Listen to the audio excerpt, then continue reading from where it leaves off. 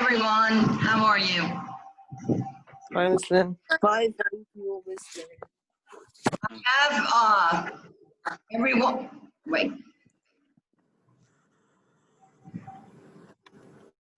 I have everyone muted, but you are allowed to unmute yourself if you have a question and I call your name. Okay? All right, we're going to start on our assignment sheet. Again, you had to fill out a plot. You had to identify the conflicts in the story, define autobiography, and define cause and effect. We have went through some of these already. Then you had the vocab words that we've covered. Now, I want to go down about dialogue, because some students are confused about dialogue. In The Rise to the Streets of Memphis, Richard Wright uses descriptive narration with dialogues to give us a vivid sense of his life as a young boy growing up in America in the South, where I'm sure you have learned in the last couple of years was and still has many racist people, okay? The dialogues help to bring the characters to life by giving us access into their behavior and actions as well as their relationships. If you didn't have dialogue in a story like this, it would be extremely boring, and we would not get to know the characters or their personalities, what they feel, how they feel. So after Richard's father deserts the family, his mother had no choice except to go out and find a job because she had to feed her two boys. So when young Richard is starving because the family didn't have money for food, he went to his mother and asked for food. And he says, "But I am hungry." And she asked him, "Where's your father? Who brings food into this house?" And his answer was, "Papa. He always brought food." And she tells him, "Well, your father isn't here now." So by allowing Richard to reach his own conclusions, instead of lying or sugarcoating the facts, she makes sure that he understands the severity of their situation. We as readers are given a glimpse into how he struggles with the new life and where he has to become responsible almost overnight, taking care of himself, preparing food, buying groceries, all of those things. Without the dialogue, we would not be able to feel what he is feeling in the story, okay? Or how his mother treats him. So when he goes to buy the groceries and he's beaten and his money is taken by the neighborhood bullies, his mother would not give him the choice to hide. You remember, he kept begging her, "I'll go tomorrow, please, tomorrow." So, but instead of saving him from the bullies, she wants to save him every day. So she says, "I am going to teach you this night to stand up and fight for yourself." Again, that's dialogue. She gives him a stick, a list, and money for the groceries. He is so surprised because she has never, she didn't raise him telling him that it's okay to fight. In fact, she raised him the opposite. She taught him not to fight. And he told her, "But I'm scared." But she doesn't want to listen to him. So she she gave him a note, more money, and a big long stick. And she shuts the door and locks it. And she told him, "Don't come back to this house without those groceries," okay? So here, dialogues allow us to emotionally relate to the fear of Richard, who was a young boy during this time, forced by circumstances to grow up too early. He's just a child, but he is forced due to the fact that his father left the family and they have no money. He's forced to grow up almost overnight, okay? And a mother who has to make sure that he does if he is to survive in this world by himself. So even as Wright doesn't spend much time pondering over it, we can read in between the lines and recognize that it's a terrible choice for the mother to have to send her young child outside to fight a group of bullies. However, she knows that she won't be able to rescue him every single time that he gets into trouble. So he has to learn how to be self-reliant, and he has to depend on how to fight for himself. So now, are there any questions about dialogue? And no, in your answers, you may not use the examples that I just gave you. You have to come up with your own. Okay, raise your hand if you have a question.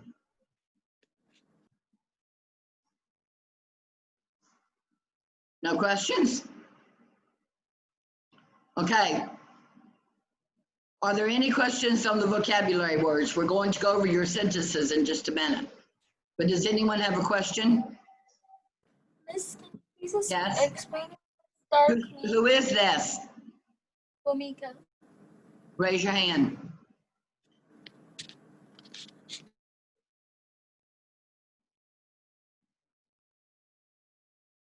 Yes, Bamika. I'm sorry, but the only way I can see who's speaking is when you raise your hand. Go ahead. Miss, can you please explain what does stark mean? Stark? Yes, stark means something. Yes. Have you ever heard the term, her wedding gown was stark white, very sharp white? Very sharp, I don't know what else to say, Bamika. Very strong. Okay. Okay? Thank you. You're welcome.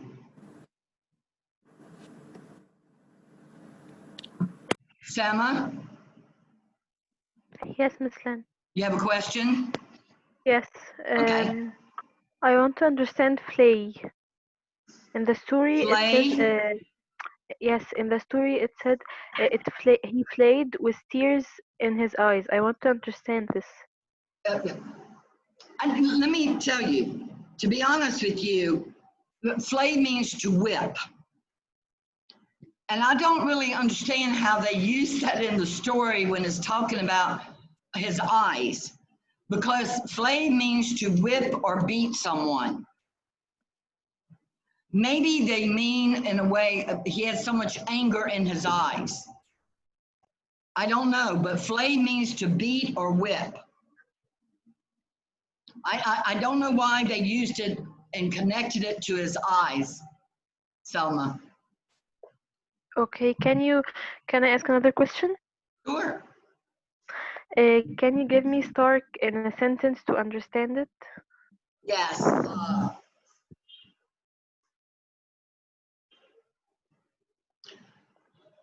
After the wedding, the party was decorated with stark white flowers. Everything looked white. It was so stark. Okay, thank you. What, oh, sorry.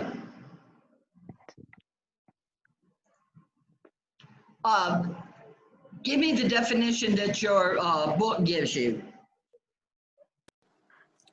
I don't have Complete,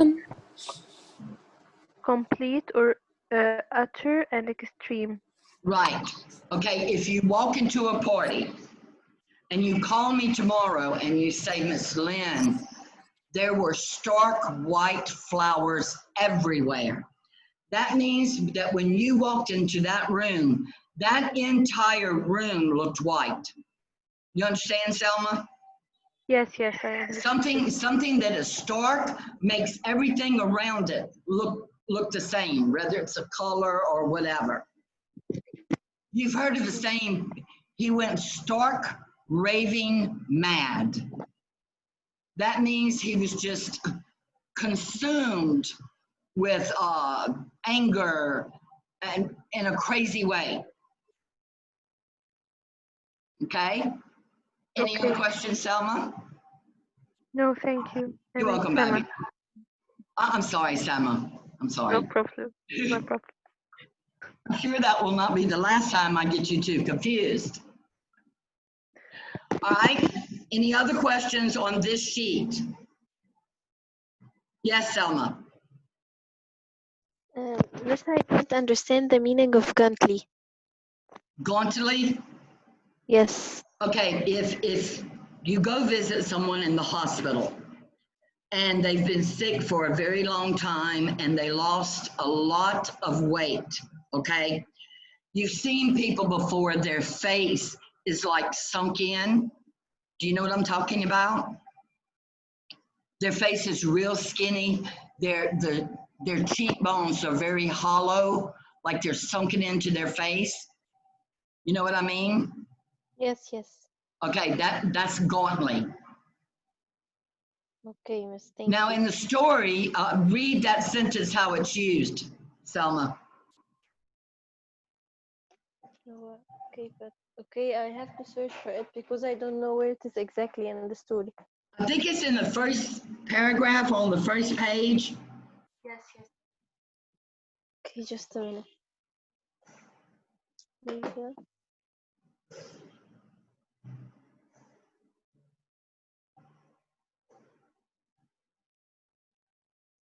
Yes, If you, yes. you see it, Yes, I found it. okay, read that sentence. I began to wake up at night to find hunger standing at my beside, staring at me gauntly. Okay, what he's talking about here, he when he would wake up, he uses the term hunger, because remember here, he makes hunger sound, he gives them human qualities, okay? We know what that is, that's personification, correct? So he says that Yes. he woke up to hunger staring at him gauntly, like a ghost. You know how a ghost is floating, very skinny like? How many of you Yes. ever seen a fat ghost? They're all kind of skinny, okay? That's what he means by gauntly here. Okay? Okay. Anybody else understand, have a question? Now's the time to Me, ask. Raise your I hand. have another question. Okay, go Me, ahead, Sam. baby. يعني in the vocab we're going to use despair and taunting as verb. No. Taunting and despair. Taunting verb and despair noun. Yes, those two words can be used as a verb or an adjective. I'll be honest with you, so everyone will know this the rest of the year. When you have a word such as those that has two parts of speech, in this case, an adjective or a verb, on a quiz, if I tell you, for example, to write sentences, it does not matter to me. You can use it in the verb form or you can use it as an adjective, as long as you use it in the correct way. Does everyone understand? Yes. Yes. Okay, for example, Selma, if you want to use it as an adjective, you're more than welcome to. Just use it correctly in your sentence. Okay? Okay, Miss Lynn, thank you. You're welcome, babe. Any other questions? Yes, Miss. What is the difference between despair and dispirited? What's the difference between despair and dispirited? Who can tell us? Give me your definition for despair. Loss of hope. Adam. Despair is loss of hope. And a noun. Wait, say it again, Adam. Is loss of hope, and it's part of speech is a noun. I can't hear you. Despair is a noun, and it means the loss of hope. Loss of hope, correct. And it's a noun. And it's a noun, okay? What does dispirited mean? Dispirited has the same meaning like it, but dispirited acts like an adjective, not a noun. Right, exactly. One's an adjective, one's a noun. Okay? If you're feeling dispirited, you feel very what's the word I'm looking for? Down in the dumps, gloomy. Can anyone come up with a better word? Bamika, what do you say? Yes, Mr. I'm dispirited. Dispirited when you might mean that you are lost, you don't know what to do. Speak louder, baby. 1 second.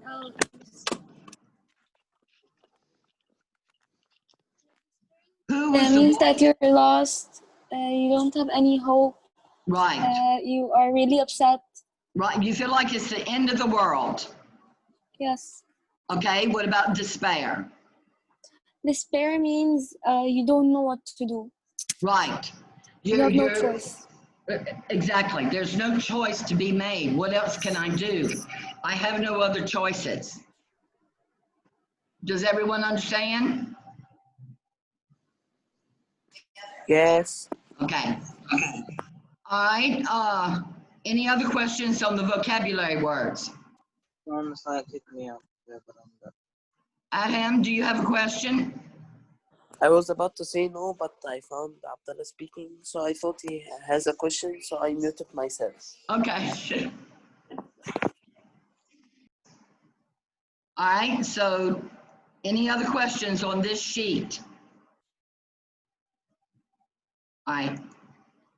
Let's go to, let's see.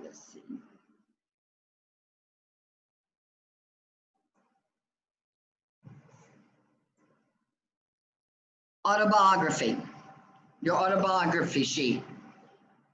All right. You were to complete the chart by writing examples that show how Richard Wright uses each narrative technique in The Rights to the Streets of Memphis. Use line numbers to identify passages. Has anyone completed theirs yet? Raise your hand.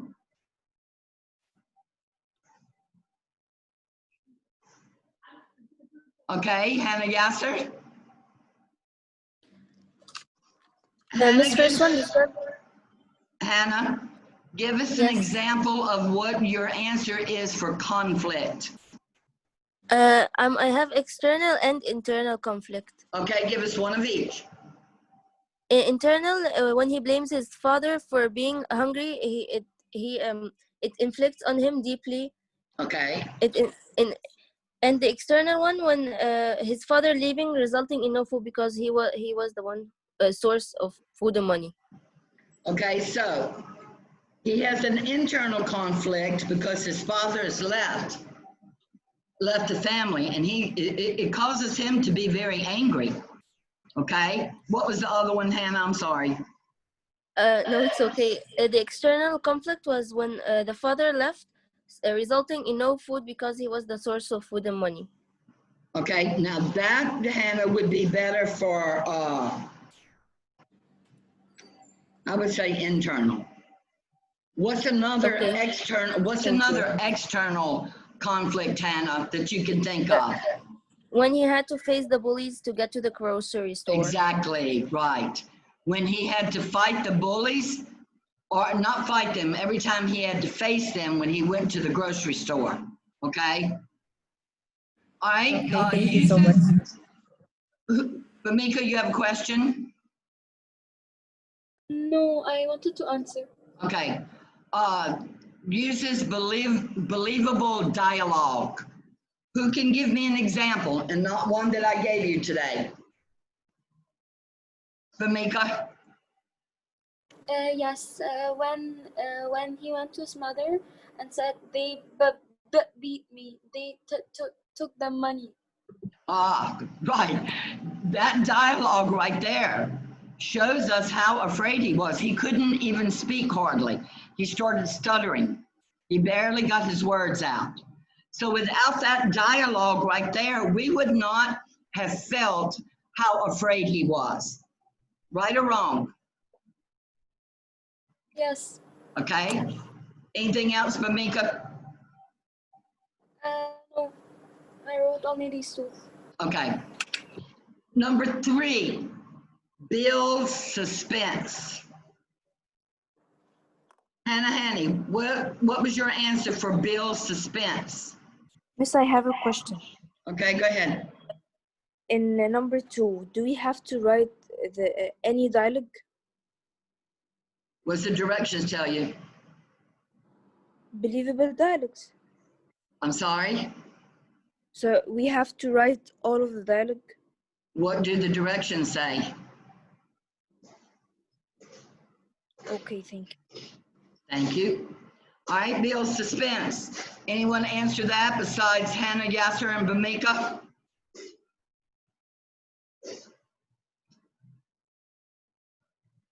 All right, Hannah, give me an example of what you put, build suspense. When he was repeating the same phrases to emphasize the situation. Okay, there are several different things. I don't know if any one of you picked up on this throughout the story that kind of builds suspense. The first one for me was when the mother told him that his father had left. Because immediately the first time I read the story, I'm like, uh-oh, what's going to happen to her and the boys now? Okay? Everyone needs to look this up and find your own answers. We're just giving you an example here. Develops personalities. Bamika, can you give us one example? Yes, when he had to stand up for himself the first time, he was afraid, but after he beat the boys with the stick, he understood how to stand up for himself. Exactly right. Before his personality, we knew him as just a normal kid, okay? And he was afraid of the bullies, and rightfully so. He lives, during this time, in the 1900s, he lived in Memphis, Tennessee, where I told you, first of all, his neighborhood was not a good neighborhood.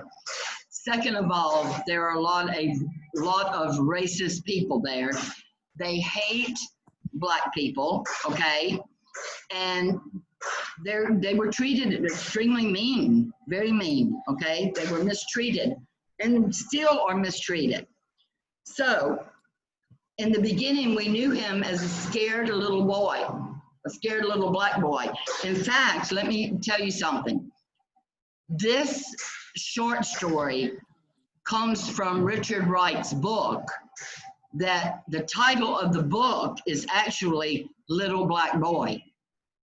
It is not The Rights to the Streets of Memphis. It is titled The Little Black Boy, okay? Bamika's right. In the end, we see, knowing that he was very afraid, he still stood up for himself, okay? He still stood up for himself. He was able to beat up the bullies. That gave him a lot of self-confidence. And he was never afraid to go out again. Okay? Any other questions on this sheet? All right, let's go to plot.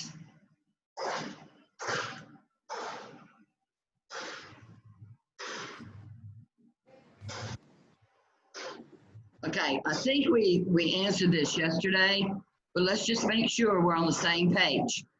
Settings, early 1900s, Memphis, Tennessee. Richard's father has left the family.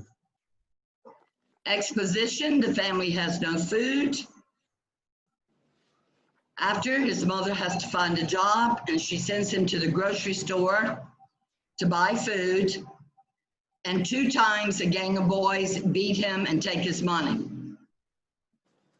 The climax, after the second time they beat him, his mother gave him money and a long heavy stick.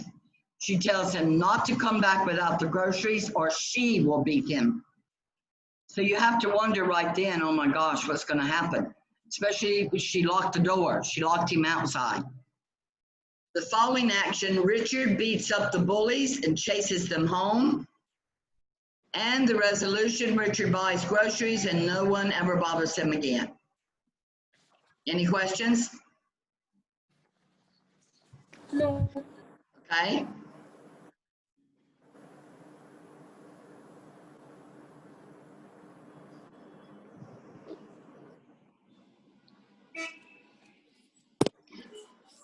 All right, now we have the reading check sheet. We've answered most of these, but let's go over just to make sure. On page 112, what cause and effect relationship did Wright begin to recognize? We answered this the other day. Who can answer? Bhumika? Because his father is not coming back home, the effect is there is no food. Right, it dawned on him. You know what? Because Papa is no longer in the house, we no longer have food, okay? Number 2, reread lines 39 through 56. What life-changing event does Wright reveal through the dialogue here? Afanuta? After his father abandoned the house, he experienced a new type of hunger, which thrilled Richard. So he Go ahead, I'm began to sorry. live an adult life. Yes, exactly. You know when you're hanging out with your friends and all of a sudden your stomach growls a little bit and you realize this, hey, I haven't eaten anything since breakfast. I'm kind of hungry. You know, you can either go to a fast food place, grab a sandwich, or you can go home and your mothers are going to have food for you. It's not like you get into a panic and you say, oh my God, there's no food in my home and I have no money to go buy any, okay? So what life-changing event does Wright reveal through his dialogue? Offit is exactly right. He experienced a new kind of hunger, a hunger that scared him, okay? Number 3, what was Wright's constant companion during play and sleep? Hannah Hanny? His hunger. Yes, his hunger. Hunger was a constant companion. Why does Richard's mother have no food for him? We've already stated, I kind of repeated this question, because the father has abandoned the family. With whom does Wright associate hunger with? Sama?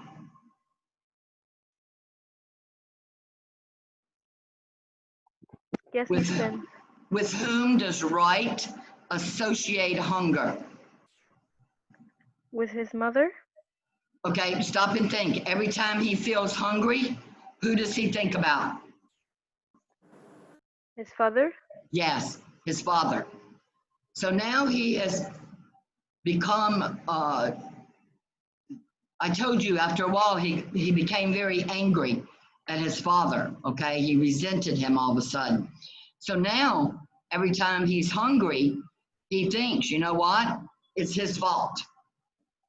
What keeps Wright from buying groceries? Abdullah? Who or what keeps him from going to from buying the groceries? The bullies from the school. Yes, what did they do to him?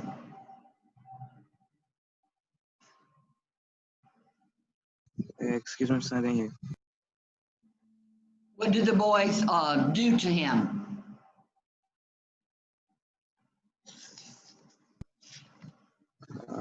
They'll beat him up every day. Yes, they beat him up every time they saw him and they took his money.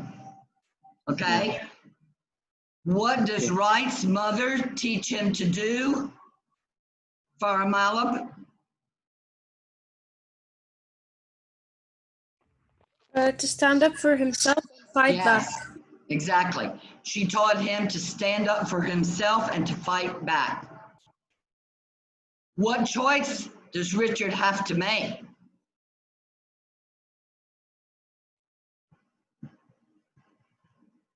Abdurrahman Khalid, what choice does Richard have to make?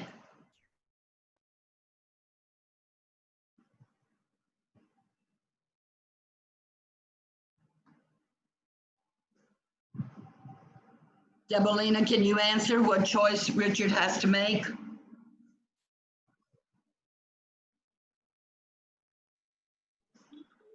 Yes, miss. Okay, Whether he will be beaten at home or from the bully. he had to make a choice. Was he going to let his mother beat him, or was he going to allow the bullies to beat him? What choice did he make?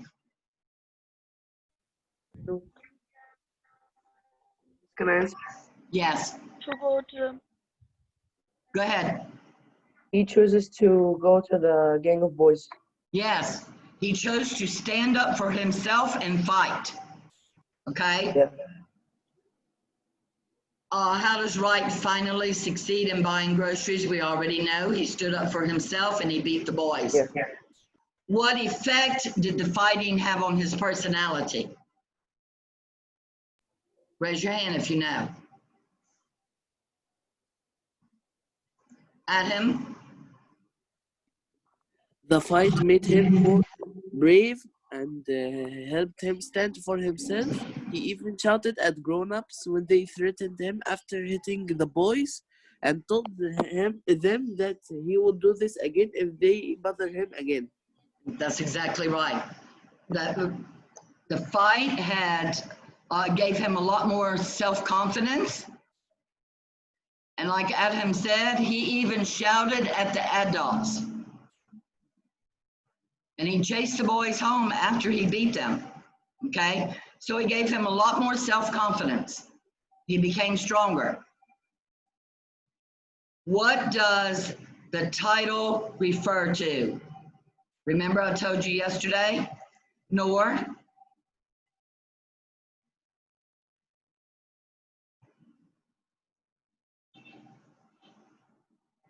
Noor, unmute yourself. Miss, Yes. can I answer another question? Is this Noor? Because I don't know this answer. Okay, who for can this. answer this question? Miss, can I answer? Miss, can I answer it? Can I answer? Abdurrahman Abu Talib. What does the title refer to? That Richard has fought and earned his right to fight, his right to safely walk the streets of his neighborhood. That's exactly right. He has fought and earned the right to walk on the streets of Memphis just like anyone else without someone bothering him. All right, we know the answers already to 12, 13, and 14. His mother had to take a job because there's no food. Wright couldn't finish the family shopping because of the gang of bullies. The boys in the gang finally stopped stealing his money because he beat them up. Any questions about number 15? Circle the phrases that he makes hunger seem human. I'm pretty sure we answered this already, but Sama, would you answer it again? Yes, miss.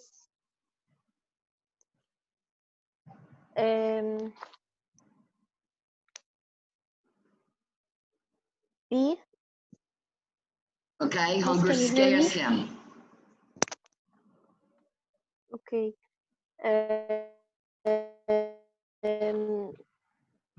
Miss, I said B, not E, B. B, okay, I'm sorry, B, makes him angry. C. Okay, stands beside his bed, C. D. Yes, baffles him. E. Yes, scares him. And F. Yes, stares at him. Any questions on this? No. Okay. Who has a question? If you don't have a question, lower your hand, please. All right, at the beginning of the autobiography, Wright's mother treats him like what?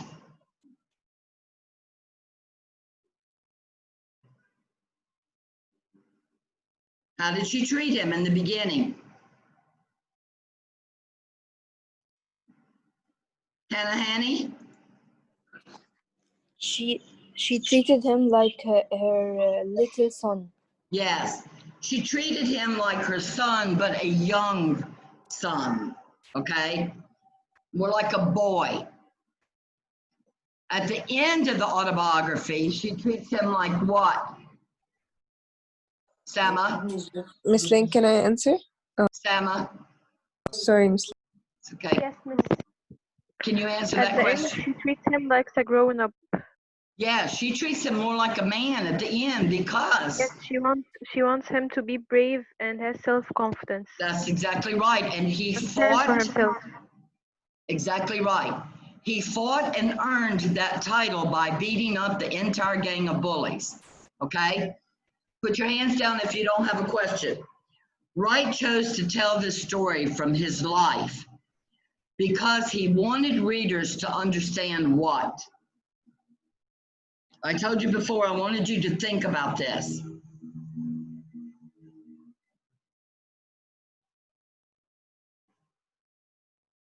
Janaguda, why did Wright choose to tell this story from his life? Just based on what we read. I don't understand how his life, like, Excuse me? I don't understand the question, like how he's telling He from his chose life. to tell this story about his life because what did he want you to understand?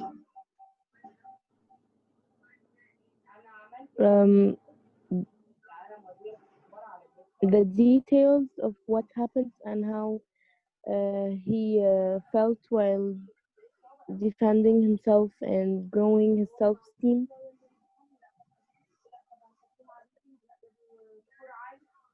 Who else can answer this question? Raise your hand, please.